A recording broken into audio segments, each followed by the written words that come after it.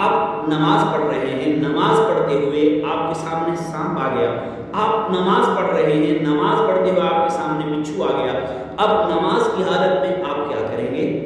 انتہائی اہم اور ضروری مسئلہ ہے، غور سے سنیں گے، اینڈ تک سنیں گے تو سمجھ آ جائے گا۔ آپ علیہ السلام کا فرمان ہے مات الموذی قبل الایذاء، جو چیز کسی انسان کو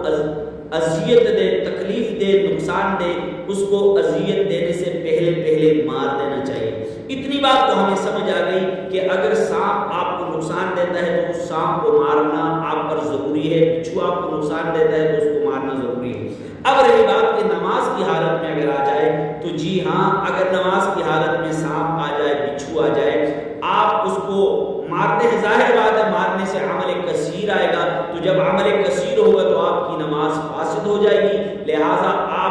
آپ اس صورت میں اس سانپ کو ضرور ماریں۔ نماز کو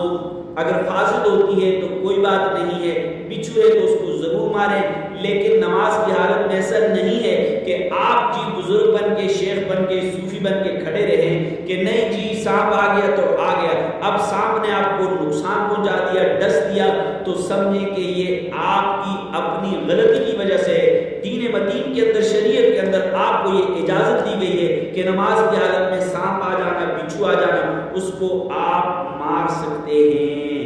امید ہے کہ آپ کو آج کا مسئلہ سمجھ آ گیا ہوگا، دوسروں تک پہنچانے میں ہمارا ساتھ دیجیے۔ السلام علیکم۔